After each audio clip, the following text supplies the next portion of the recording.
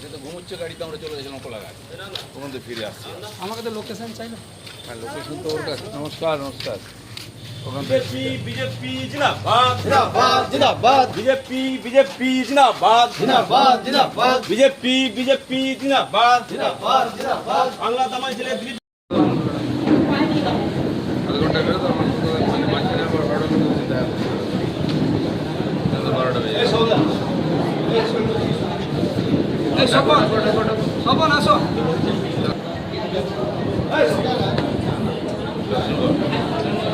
আধ ঘন্টা আছি আমি, তারপর শেষ করবো। বসবি তো, দাঁড়িয়ে আছি। বাকি তোমরা বসে গল্প করো।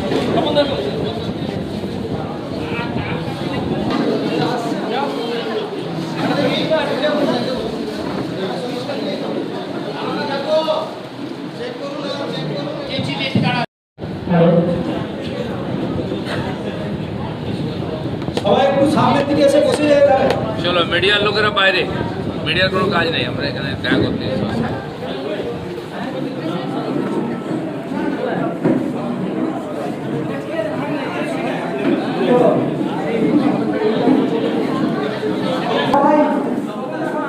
আজকে মিলিত হয়েছি।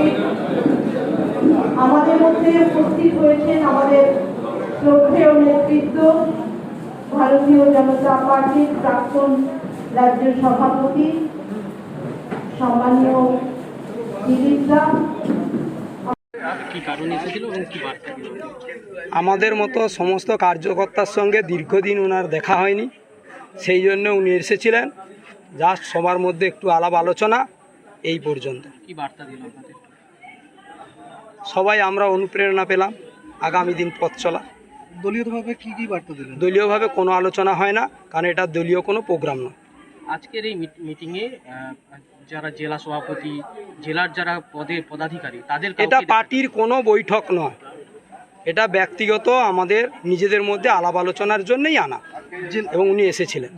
শুধু শহীদ মাতঙ্গিনী ব্লকে না, হ্যাঁ, বিভিন্ন জায়গা থেকে যারা দিলীপ দাকে অনুপ্রেরণা বলে ভাবে তারা সবাই এসেছে। পূর্ব মেদিনীপুর নিয়ে কি কিছু বলবেন? না, কোনো রাজনৈতিক কোনো কিছু বিষয় উনি কিছুই বলেন, শুধু ভালো মন্দ এইটুকুনি কথা বলেছে। আগামী দিনে কি আপনারা দিলীপ বাবুর সাথেই থাকবেন? এরকম কোনো বিষয় না, আমরা বিজেপি করি, বিজেপির সঙ্গেই আছি। বিজেপির বেশ কিছু জেলা নেতৃত্ব বলছেন যে তারা এই আজকের এই মিটিংটি ওপর নেতৃত্বের প্রতি দৃষ্টি আকর্ষণ করবেন, তারা ডাক পাননি। কে কি বলছে এসব ব্যাপারে আমি কোনো উত্তর দিতে পারবো না, আমি আর জানাও নি, ওটা আপনি বলেছেন। আপনার নাম? আমার নাম নারায়ণচন্দ্র মাইতি। দিলীপ ঘোষ এসেছিলেন, কি বলবেন? আপনাদের কি শুনেছি দিলীপ দাদি ওখানে এসেছিলেন বলে। তিনি বর্ষিয়ার নেতৃত্ব, আমাদের সিনিয়র লিডার, দক্ষ সংগঠক। তিনি আমাদের কাছে যা খবর, এই এলাকাতে কোথাও একটা বোধহয় যাওয়ার তার প্রোগ্রাম ছিল, তো যাওয়ার পথে আমাদের কিছু সমর্থক তাকে নিয়ে একটি জায়গাতে সম্মিলিত হয়েছিলেন বলে খবর পেয়েছি আমরা। তো স্বাভাবিক কারণে দিলীপ দা বর্ষিয়ার নেতৃত্ব, তার সব জায়গাতে যাওয়ার অধিকার আছে, তিনি যাবেন। আর তিনি এমন কিছু করবেন না যাতে আমাদের কর্মীরা কোথাও ক্ষুব্ধ হবে, অসন্ত বোধ করবে, এমন কোথাও কিছু হবে আমরা বিশ্বাস করি না। তার প্রতি সেই পূর্ণ আস্থা আছেন। তবে এইরকম ক্ষেত্রে আমরা বলবো, যেহেতু তিনি একজন দক্ষ সংগঠক, কোনো জেলায় গেলে পরে সংশ্লিষ্ট জেলার সভাপতি দৃষ্টি আকর্ষণ করলে খুবই ভালো হতো, আমরা তাতে খুশি হতাম, ভুল বোঝাবুঝি হতো না। তো যাই হোক, কোনো সমস্যা নেই কোথাও। এক্ষেত্রে যিনি প্রোগ্রামের অ্যারেঞ্জার নারায়ণ মাইতি, তিনি দাবি করছেন অরাজনৈতিক প্রোগ্রাম, কোনো রাজনৈতিক আলোচনা হয়নি। তবুও কি জেলা সভাপতিকে না জানিয়ে আসাটা? দেখুন, দিলীপ দা সেই লিডার যিনি রাজনৈতিক নেতা হিসাবেই সকলের কাছে পরিচিত, ফলে তিনি অরাজনৈতিক কোনো মঞ্চে যেতেই পারেন। ফলে কী উদ্দেশ্যে গেছেন, কোথায় গেছেন, আমাদের একটু খোঁজ নিয়ে জানতে হবে।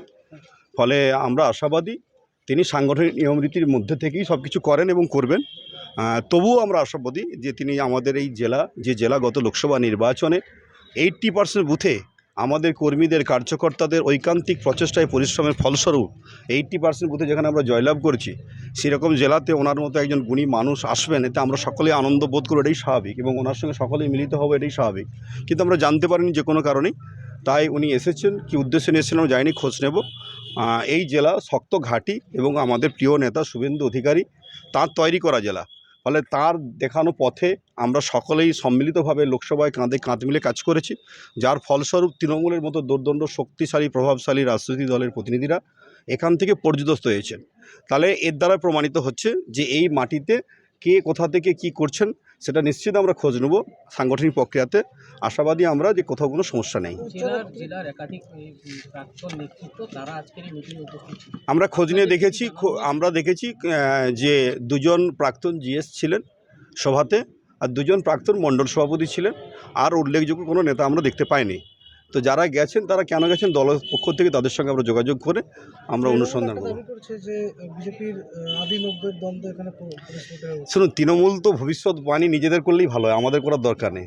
কারণ যে তৃণমূল কংগ্রেস মানুষের ভোটে সারা বাংলায় গত লোকসভা নির্বাচনে পর্যদস্ত হয়েছে, যেখানে জিতেছেন রিগিং ছাপ্পার জোরে জিতেছেন, যাদের নেতা 7 লাখ ভোটের বেশি ব্যবধানে জয়লাভ করেন, তারা মানুষের গণতন্ত্রের প্রতি আস্থাশীল নন। ফলে তাদের অনুরোধ করব, দয়া করে পূর্ব মেদিনীপুর জেলায় বিজেপির ভবিষ্যৎ হলে আপনাদের ভাবার কোনো কারণ নেই। আপনারা শান্তি থাকুন, আপনারা আপনার দলকে শ্রীবৃদ্ধি করবার উদ্যোগ গ্রহণ করুন, মানুষকে সঙ্গে নেন, রিগিং ছাপ্পা থেকে দূরে থাকুন, তাহলে আপনাদেরও মঙ্গল হবে, সমাজেরও মঙ্গল হবে। কারণ আপনারা আপনাদের নিজেদের যখন কাজ করে ব্যর্থ, তো নিজেদের কাজ করে উঠতে পারছেন না, সেই জায়গাতে বিজেপির আত্মসমালোচনা করার মাঝখানে আপনাদের না ঢোকাই ভালো বলে মনে করি। এই যে আজকে না ডাক পাওয়া, এটা কি উচ্চ নেতৃত্বকে জানাচ্ছেন? না, এখন না ডাক পারবো আমরা তো জানি না বিষয়টা। এখন দিলীপ দা আমাদের বর্ষিয়ান নেতা, বারবার বলছি, তিনি কোথায় কিভাবে যাবেন, তার কর্মসূচি কি আছে আমরা না জেনে কী করে বলতে পারি। ফলে তার প্রতি শ্রদ্ধা জানিয়ে আমরা বলবো, আগামী দিনে এই জেলাতে তিনি নিশ্চিত প্রবেশ করবেন, বারে বারে প্রবেশ করবেন, কিন্তু দলের জেলা সভাপতির দৃষ্টি আকর্ষণ করে প্রবেশ করতে আমরা অনুরোধ করব। আমার নাম বামদেব গুছাইত, আমি তমলুক সাংগঠনিক জেলা বিজেপির সাধারণ সম্পাদক। বিজেপির তো আমরা দেখেছি, বিজেপির অনেকগুলোই গোষ্ঠী এখানে। প্রথমত শুভেন্দু অধিকারী, তার একটা টিম আছে। দিলীপবাবু যেহেতু সাংগঠনিকভাবে বিগত দিনে ছিলেন দায়িত্বে রাজ্যের, এখানেও তার অনুগামী অনেকেই আছেন। পঞ্চায়েত সমিতিতে আমরা সম্প্রতি দেখেছি, পঞ্চায়েত সমিতির সভাপতি তিনি একটা আলাদা গোষ্ঠী নিয়ে করছেন। আমাদের এখানকার জেলা পরিষদের মেম্বার বামদেব গুছাইত, তার একটা আলাদা গোষ্ঠী। আবার দিবাকর জানা, তিনি মিশন লোটাস নাম করে শুভেন্দুবাবুর অনুগামী হিসাবে তিনি আলাদা এখানে বিজেপির কিছু নেতৃত্বকে নিয়ে গ্রুপবাজি করে যাচ্ছেন। তো বিজেপির দলের মধ্যে অনেকগুলোই গ্রুপ আছে, তো এটা স্বাভাবিক প্রত্যাশিত, তাদের মধ্যে এটা দেখা যেতেই পারে। আজকের সভাটা নিয়ে যে আপনারা বললেন, সেটা ওদের গোষ্ঠীদ্বন্দ্বেরই প্রবল প্রকাশ এখানে হয়েছে। এটা কি আপনাদের দলের ক্ষেত্রে অত্যন্ত ফায়দাকর? আমাদের দল সংগঠিত আছে, যদিও লোকসভা নির্বাচনে আমাদের সাংগঠনিকভাবে রেজাল্ট অনুযায়ী কিছুটা আমাদের খারাপ ফল হয়েছে, সেটা পর্যালোচনা চলছে জেলা নেতৃত্ব, ব্লক পর্যায়ে। তো এটা অনেক নেতৃত্বরা আমাদের সঙ্গে যোগাযোগ করেছেন, ব্লক পর্যায়ে, জেলা পর্যায়ে। আগামী দিনে অনেকেই বিজেপি ছেড়ে তৃণমূলে আসার জন্য পা বাড়িয়ে আছে। আপনারা কিছুদিন আগে দেখেছেন এইখানকারই পঞ্চায়েত, যেখানে দিলীপবাবু মিটিং করছেন, সেই গ্রামেরই বিজেপির পঞ্চায়েত সদস্য আমাদের সঙ্গে দলে জয়েন করেছেন। আরও অনেকে যোগ দেবেন তাড়াতাড়ির মধ্যে। বড় নেতৃত্ব কোনো আপনাদের সাথে যোগাযোগ রেখেছে? আছে, অনেকে পরে প্রকাশ হবে। তো পঞ্চায়েত সমিতির সভাপতি তো তৃণমূলের নেতৃত্বের সঙ্গে কাজকর্ম করছেন, যোগাযোগ রেখেছেন। বর্তমান যিনি শহীদ মাতঙ্গিনীর বিজেপির পঞ্চায়েত সমিতির সভাপতি, কিন্তু আমাদের বিভাসবাবুর সঙ্গে পড়াশোনা নিয়েই কাজ করছে।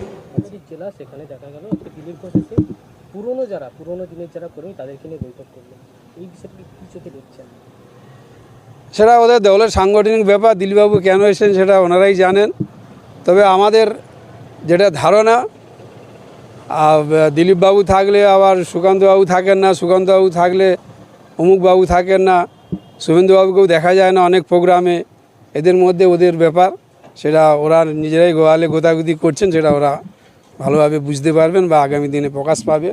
কারণ আবার কে রাজ্য সভাপতি হবে, ওনাদের মধ্যে একটা ভিতরে ভিতরে দ্বন্দ্ব চলছে, সেটা সামনের দিনে প্রকাশ পাবে, আমরা দেখব সেটা। আমি জয়দেব বর্মন, জেলা কমিটির সদস্য।